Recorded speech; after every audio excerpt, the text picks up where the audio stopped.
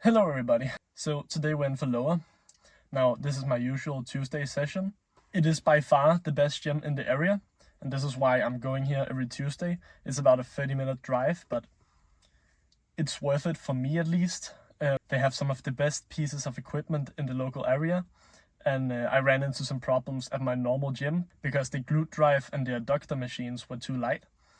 So here they have the same, the Nautilus glute drive, but they have 25 kg plates, so I can load up a lot more. At the regular gym, I could only get about 6 plates per side, and on the adductor, I was stacking the machine with 3 plates added, so it just became too annoying. So I changed gyms on every Tuesday lower session, so this is hopefully a lot better. Now, I really like this lower session, especially because I need legs, especially limbs. We also have some biceps in this session. So it's basically lower body and biceps because I need both of that. My arms and legs are shit, in part because I'm quite tall, so my limbs are very long, so they just take more mass to fill out. But yeah, we'll go over every exercise. I'll probably explain why I do what I do and how you can program your own version of a lower. We'll see how things go. Last week I had a bit of a lower back niggle, so we'll see if that's still there.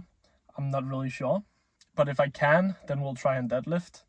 I really hope I can, but if not, then we'll change things around. Normally I have a pendulum in. The last week I was not able to do the pendulum, so I did a hip press instead, but we'll see how the body feels and then we'll adjust accordingly. So that's going to be fun. But yeah, it's a long session, so gotta get going. So I'm always starting off with a calf raise. This is just to get it done with. Most people have it at the end of the sessions, and this just means that they usually end up skipping it. See, I have a plate on the machine. So again, this is just to microload the weight increments. Every single pin on the machine is about 5 kg. So I'm not going to be able to progress with 5 kilos every time. So this is a 1.5 kg plate.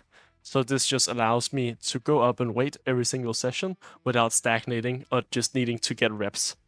You'll also see that I focus on a full range of motion, but most specifically, I just need to get to that bottom position, and this is because the calves grow a lot more in this bottom position. It's one of the few muscles that really grows with passive tension. Now, I started to use this because I started to max out the normal leg press calf raise, and I just can't be bothered doing a single leg.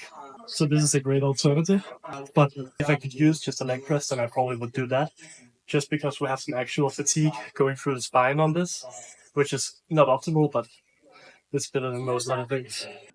So another calf machine that we have available is the seated calf machine. Now this is not something I will personally use, since the seated calf machine is going to focus more on the soleus muscle, whereas the standing calf raise or a leg press calf raise is going to be way more gastrocnemius. And the gastroc is the biggest muscle of the calf muscles, so if you just want the most bang for your buck, then a straight leg version would be superior. Now, if you're somebody that does a lot of running, then this could be very beneficial because most running injuries actually come from a soleus muscle that's underdeveloped. Many runners have repetitive trauma to the soleus muscle, and the general treatment is just regular resistance training, especially to the soleus muscle.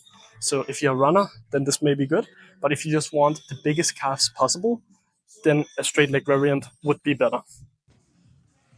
So here you see how I try to make my knee joint fit in line with the axis of rotation on the machine. Another thing I focus on is trying to drive with the hamstrings by thinking of dragging my feet through the floor and upwards, trying to minimize any body movement, since it's quite easy to activate your hips and glutes in these movements to take over. So really just trying to focus on the hamstrings and not let any other muscles do the work for you.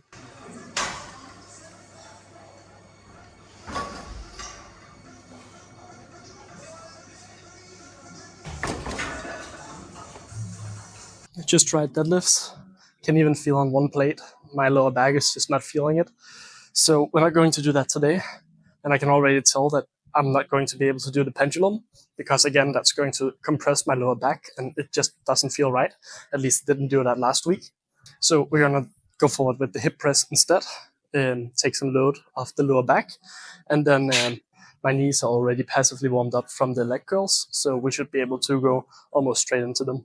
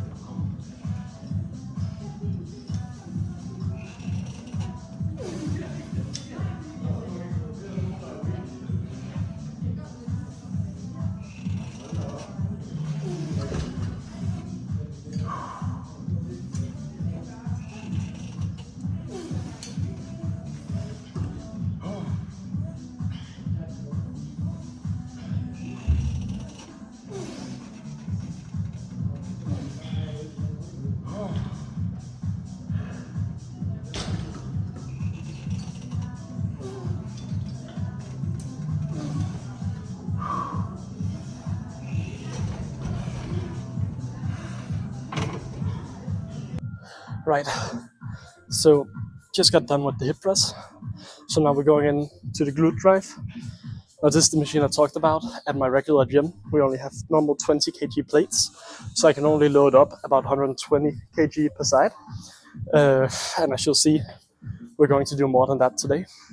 So this is where these 25 kg calibrated plates are really useful because they weigh 25 kg instead of 20, and then they're reasonably thinner, so you can have a lot more weight on this. So this is just so nice for me in so many aspects. But yeah, we'll start with 3 plates per side, or 3.75 if you use the 20 kgs. Just one warm up, and then we'll be ready to go. Realistically, the glutes have already been warmed up a bit from the hip press and even a bit from the leg curl. So just a potentiation warm up exercise.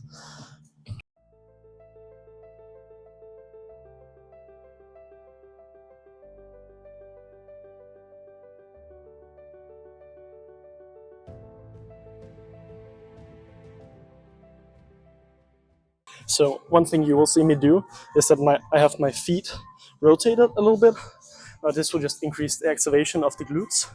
And at the same time, this is one of the few exercises where we should not focus on getting the most range of motion as possible, because the glutes have the best leverage in the top position. So I'm really just trying to focus on the top half of the position. If we go too far down, then it's going to be a lot more lower back. And my lower back is already fucked, so we don't want that.